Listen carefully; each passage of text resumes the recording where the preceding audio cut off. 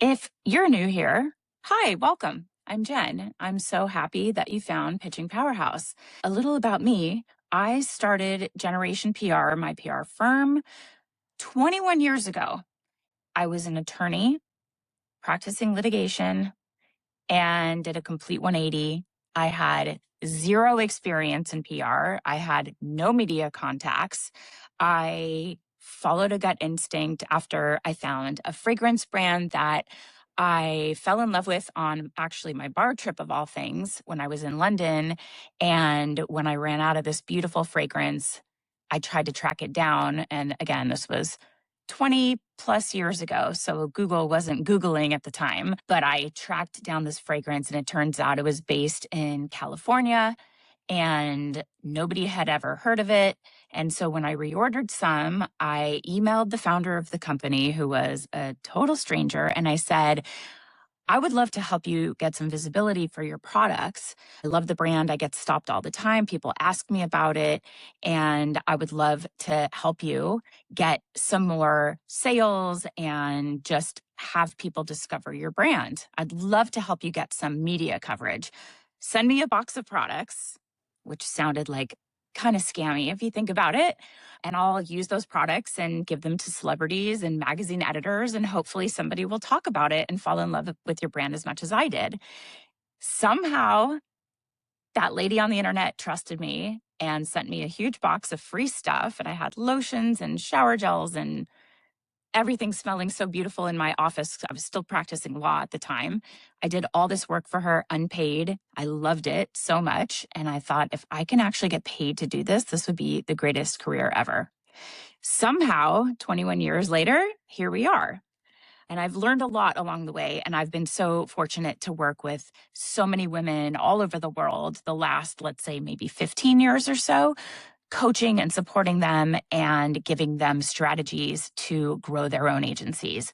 But if I were starting all over today, there is actually a lot that I would do differently. And there's a few things that were just so lucky that happened that I just wouldn't change them for the world. So we're going to talk about those things that I would probably do a little bit differently so that maybe you could avoid some long trial and error or a long learning curve, and kind of talk about what would be the thing to get the agency off the ground and as profitable as possible, as quickly as possible, if I were doing it now. So when you're first starting out, everything feels really important, equally important. And for me, that is kind of paralyzing because I don't always know where to start. I don't always know what to pay attention to. There's so much advice that's flying at you from every direction, especially now because content is being churned out so rapidly with the help of AI and with so many other people putting their expertise out on the internet. And there are things that I spent years figuring out that probably could have been done in months or even weeks, maybe even days now with AI, or, with having the right people around me, the right focus. So what I would do differently from day one that I know is probably the most important thing to focus on when you're building your business and you want to attract a high caliber of client and you want to attract higher retainer fee. And it's what I teach first in my programs, and that is to niche down. From day one, I would niche down immediately because trying to be everything to everyone doesn't work. It's exhausting and it doesn't allow people to really know you as the go-to authority in your space or the expert in a topic that they're confident in recommending you to a friend or a colleague that's looking for the kind of work that you do. You want to be an expert in a certain industry, a certain type of work that you're doing, whether that's affiliate marketing and PR merging and getting products out into editors' hands and getting the sales to convert from those articles. Maybe it's influencer marketing. It could be, a combination of many things. That's also a niche. And so it's the who do you serve and how do you serve them? It's not just who do you help, but what is the work that you're doing to actually help them? Both of those together, who you serve and how you serve them, that's your niche. And when you niche down, you become very recommendable, let's say, because is that even a word? Let's just say it is a word. I don't know. People will think of you. They're not going to refer a generalist. Generalists don't get paid premium retainers. You are going to be an afterthought, not the one that they are thinking of. It also, becomes very exhausting.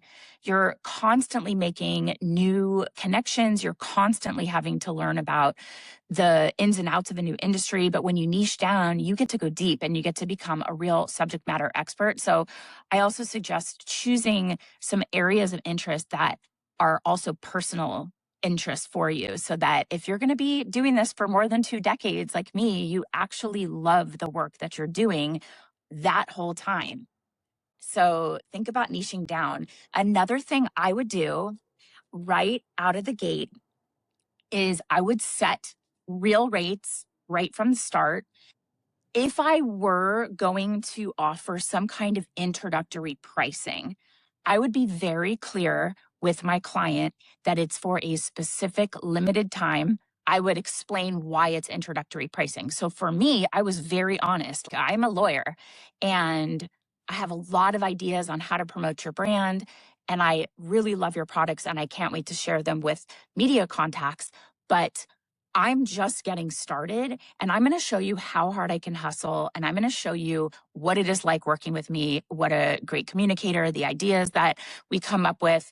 And we're going to offer an introductory rate for a very limited period of time. And then after that, we'll reconsider because you'll have a sense of what it's like working with me. That's the only context that I would offer introductory pricing, because otherwise, if you don't limit it, you get stuck offering this low rate. It's really hard to step in with a client and say, okay, introductory pricing's over. Now it's double that. They're going to say, well, why now? Why are you increasing the rate? Are you doing more work for us? So you have to have a clear description of why it is you're offering introductory pricing. So if you have experience that I didn't have, because again, I came in with no experience, nothing before I started my own agency, you have something that you can already go off of and you can already leverage your expertise and your contacts and your know-how, how this industry works. You don't have to offer introductory pricing. Just because you're starting your own agency doesn't mean you are brand new. It means maybe you're hanging your shingle and you're doing this on your own. In fact, what that says to me is that now your clients are lucky enough to get direct access to you rather than having to go through a big agency where there's layers above you and below you, and they're not necessarily being able to connect directly with you and your expertise and your magic, your secret sauce.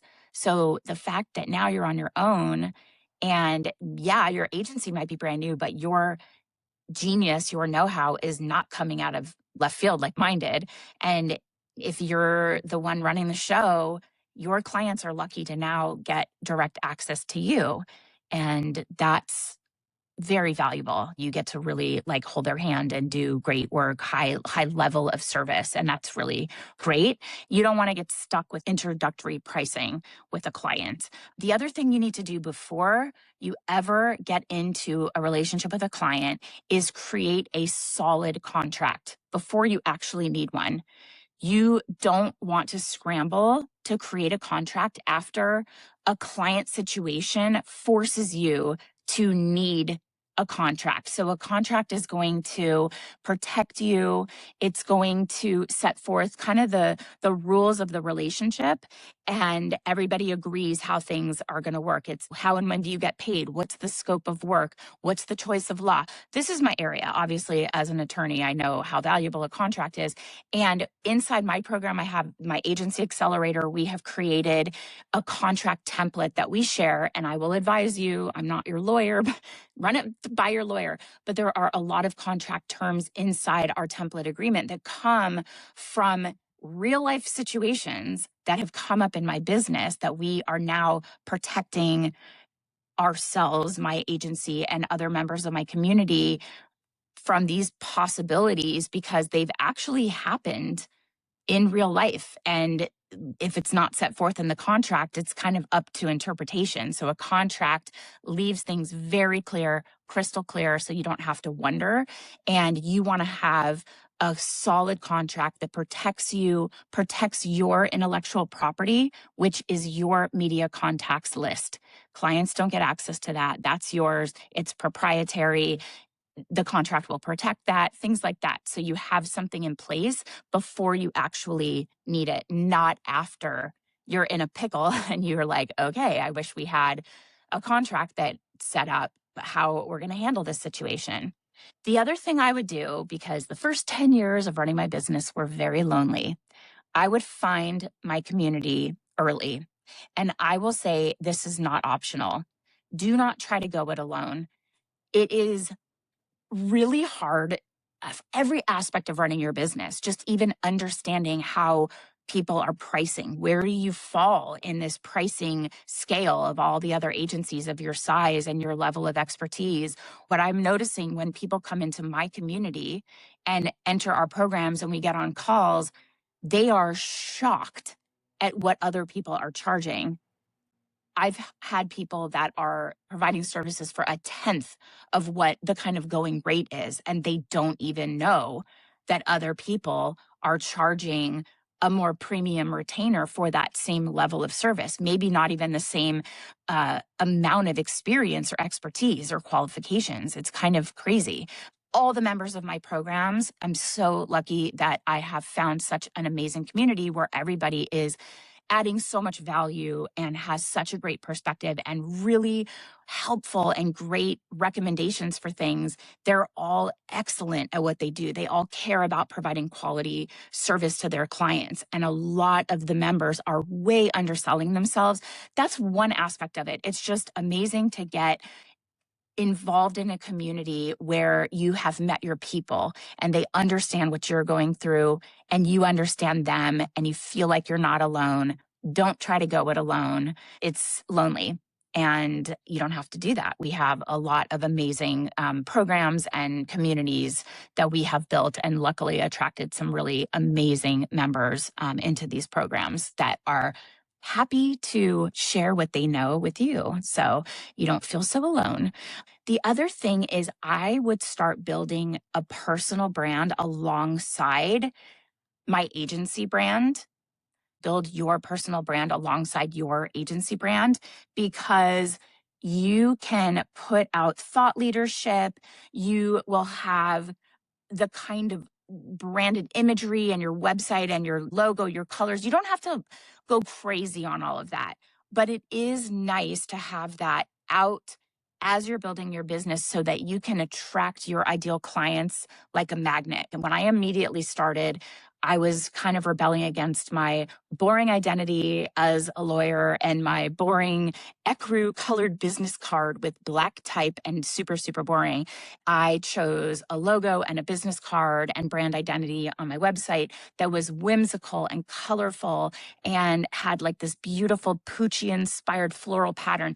And it was very girly. And I wanted to attract women owned, female targeted, female centric brands. And that brand identity screamed that to my prospective clients. And it was really a conversation starter. People were really drawn to it. Our brand has evolved several times since then. It's just always fun to kind of be like, it's a new version of me. It's a new version. I mean, you've been around 21 years. You're going to have some evolutions, right? Am I right? So you can pick a brand, a personal brand that you're sharing your voice online, you're sharing it on LinkedIn, you have a perspective, you have something that you are known for, and you can command even more of a premium retainer because you are positioning yourself as an authority, as a thought leader, and you have a personal brand that really enhances the value of your agency brand. So that's what I would do right out of the gate. What I might skip entirely, I do recommend when you start your agency, even if it is just you, you know you're going to grow into building a team.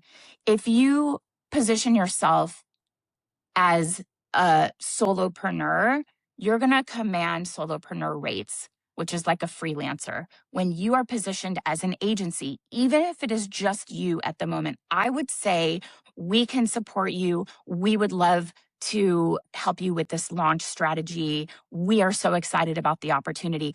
I started and it was just me, but I quickly built a team. That's another piece of advice is pull together a team as quickly as you possibly can, even before you're ready, because they're freeing up some of your time to build your agency and focus on high leverage activities. You want to get out of the day-to-day execution as quickly as you can.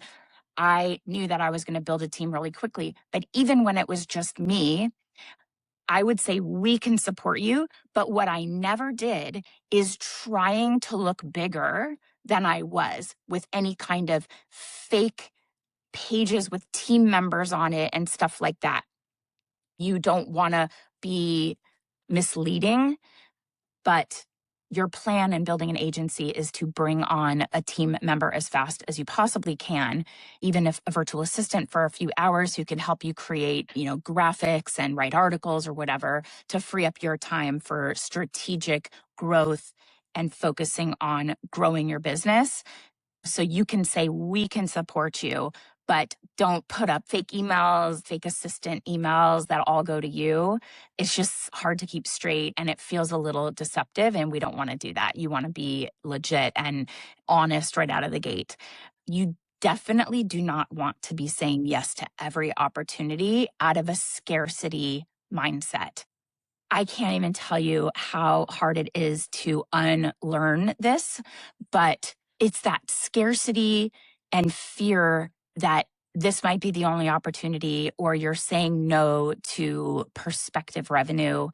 And, I got to have some money coming in. But what happens is that you end up drained. You end up so focused on a direction and heading in a direction that you don't want to go in. You are closing the door on other opportunities that are a better fit for you, that might be a better rate that's more in line with your expertise. We initially said yes to every opportunity that came our way, and I quickly went down a few dead-end paths on niches and industries and the kind of service that I didn't ever want to offer, like putting on a fashion show, which I did, and it was excellent and wonderful. But oh my God, that is not for me. The stress that comes with a live event, the scale of this event was massive. It just really stressed me out. The fashion world itself was not my thing. I did not love tracking sizes and seasons and timing when the new season was going to come out and getting the samples back so that I could send it to another publication. It was like stressful to me. So I moved away from fashion right out of the gate and kind of said no to all of those opportunities and leaned really heavily into beauty and cosmetics, which is my absolute favorite, and the baby and kids industry. And those just worked really well for me. It felt easy. It felt frictionless.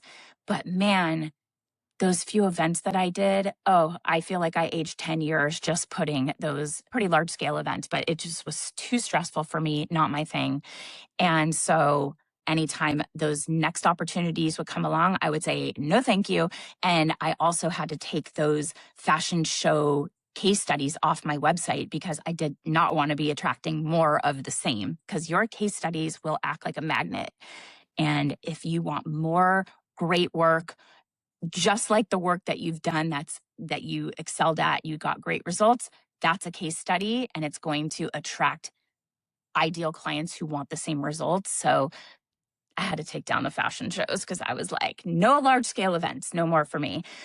Another thing too, definitely limit the expensive tools that you probably don't need just yet, or multiple tools that kind of overlap, or they have a lot of bells and whistles and you're not quite there yet. You don't want to over invest in expensive tools and platforms before you actually have enough clients or a team to justify that expense. It just becomes wasteful and excessive. And I'll tell you, it doesn't mean that you are legit. I've had a lot of women come in and say, well, I don't have a media contacts database, so I'm not legit. We actually created a media contacts database that's a community curated database of PR friendly editors that our members have worked with, who are supportive to the PR community, who love working with us. They're open to hearing your pitches. And there are thousands of contacts in there. We have podcasts, we have 20 plus different niches. And that database, I created it because I wanted members to have a low cost, or mostly it's no cost because it's a bonus that comes with our programs. I wanted them to have something that gave them that legitimacy, because you should not have to spend $8,000 a year on a platform for media contacts if it's just you or maybe you and one other person. So do not overinvest before you're ready, because it is a big resource waste for you and your initial kind of startup costs. And you might get stuck in a long contract and realize that you never really needed that platform in the first place. Another thing that I will admittedly tell you, this still plagues me, is waiting until I feel ready. So if it's something new that I want to do in my business, or something that I want to offer, or kind of go in a different direction, or create a new something. For me, it's like the new coaching programs, or, launching a podcast, or whatever the case may be. I still always wait for that ready feeling. And readiness is kind of a myth. If I waited until I was ready and I had everything figured out, I would have been waiting forever. I lean into the mindset of leap and the net will appear. And as you leap, you're figuring things out and you're open to opportunities, and you're interpreting things that come your way. Like with the fashion show example, do I want to do this? I learned I probably would never have known had I not actually put it together. I wasn't ready to do it, but I figured it out and I realized, okay, this isn't for me. And that became one more lesson along the way that helped guide me in the direction that I did want to go in. And so if I were to sit and think about all the possibilities of how I was going to run my business, the kinds of clients I'd work with, the kind of services I would offer, the team members that I would need, and I had to sit and, like, let's say, come up with like a whole business plan before I felt quote unquote ready, I would still be in my law office twiddling my thumbs 21 years later, because that feeling of readiness is a myth. It's not real. Confidence and motivation come from taking action. So just get moving, start taking action, and realize as you are in the momentum you're building, that's where that feeling of I've got this and I want to keep going because I love this momentum that I'm building. That's where you create that excitement and passion and enthusiasm, and you get that feeling of being ready, right? What I might lean into a little bit harder if I were starting over right now, relationships are everything. Focus on your relationships over everything else. I never burn a bridge if I can help it. And I just never want to walk away from a relationship in any kind of a negative situation. I always kind of give the client the benefit of the doubt. If there's some issue, we'll always have a discussion and find a solution that works best for the client, because that might not have worked out with them, but I want them to go into the world and say, we had a really good experience working with Jen and Generation PR. And I want to treat editors the same way. I want to be easy to work with. I want to be frictionless. I want our team to be the preferred publicist for that editor, so they can go to us and know we are going to be quick. We're going to give them complete and thorough information. We are never going to be the one holding them up and having them miss their deadline. We're going to help them move their story across the finish line, even if it's not our client. If I have a contact that's useful for what our editor friends are working on, I will share that contact. We want to be helpful. We want to use what we know how to do, even if it doesn't personally benefit us, we want to build those relationships with our editors, with peers, with clients. Relationships are the whole game. And in the era of AI, honestly, like robots right now don't have relationships. People do. So that's going to be one of the things that will differentiate you and your expertise and your value as an agency owner are those relationships that you have built. So relationships over everything else. I would also feel more comfortable saying no because I now realize that saying no is a skill that you need to develop. It comes with confidence. It comes with certainty on what your values are so that you know when something doesn't align with your goals, with your values, with the direction you're going in, with what your priorities are.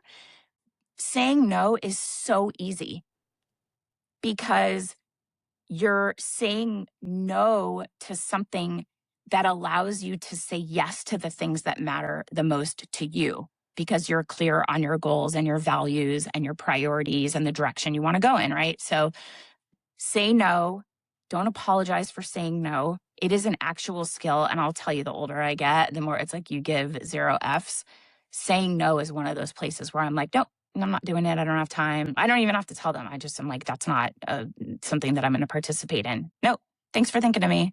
No.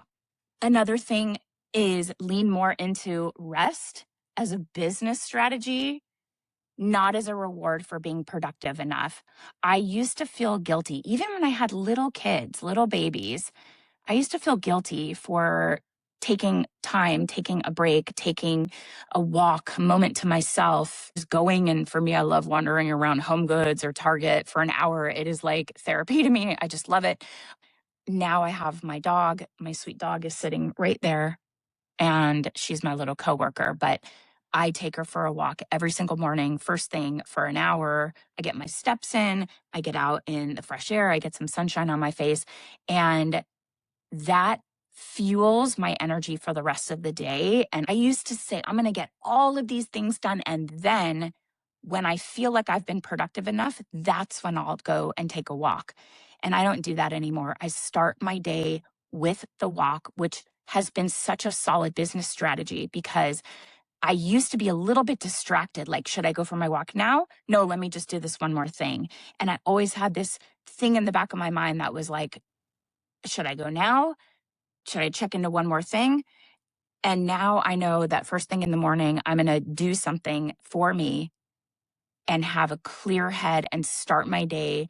That's my morning routine, honestly. Fresh air on my face, sunshine, time with the dog, saying hi to the neighbors, being outside, moving my body. And that energizes me. And I have been way more focused, way more productive as a business owner. I count that as like kind of me time, and I wouldn't say rest, but it is physical activity. It's not, I mean, maybe I'll wear a weighted vest every now and then, but I'm not saying I'm like doing, whatever, like, oh my God, what's it called?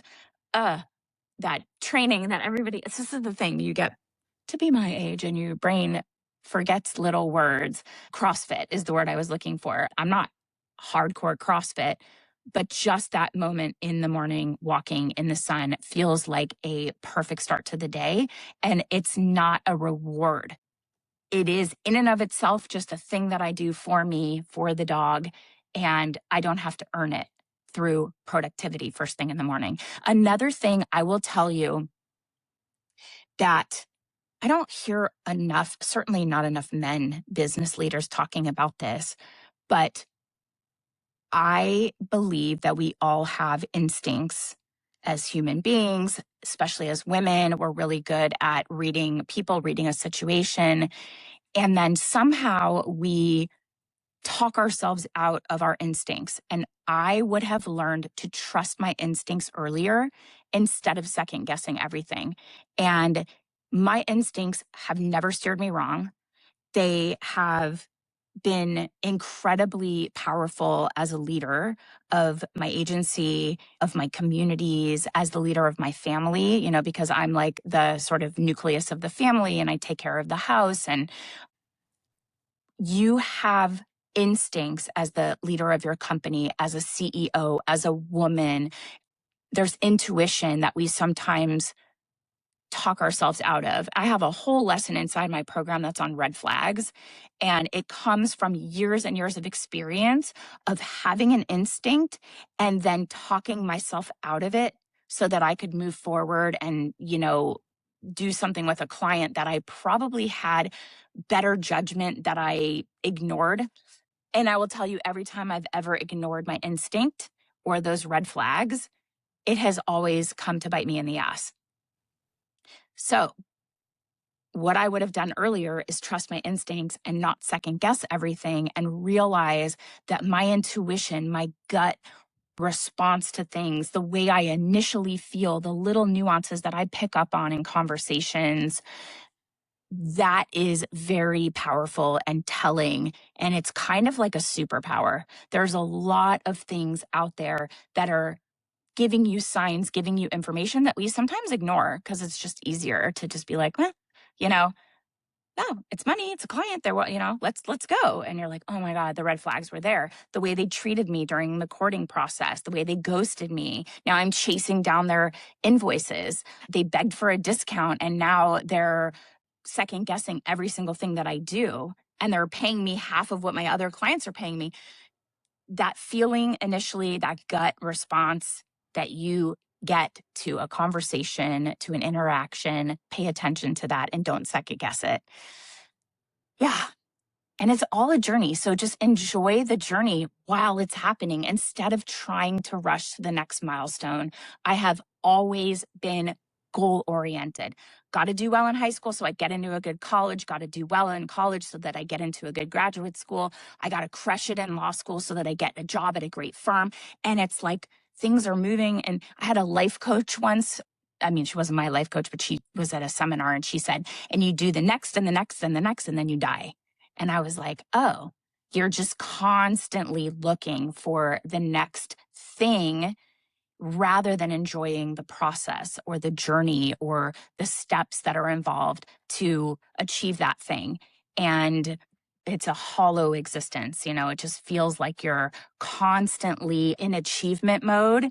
And that's why we always celebrate the smallest wins. We just stop for a moment and, a little anything that is worth celebrating. You picked up the phone and you called the web designer and you called a photographer to get your headshots done. Celebrate that because you've been kind of frozen on that for a little while and you took the next step. That's worth celebrating. Just enjoy the ride. I mean, I cannot believe that I'm 21 years into this. It's insane to me.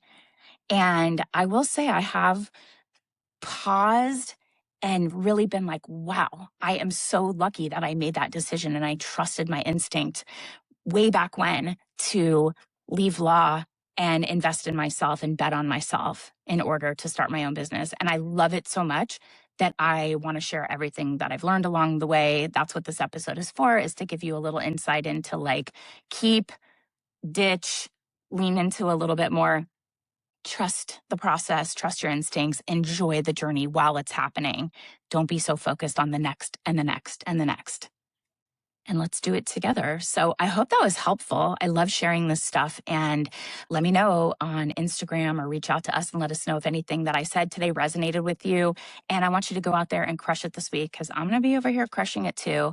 And I can't wait to see you next week on the Pitching Powerhouse. And I'll see you then. Bye.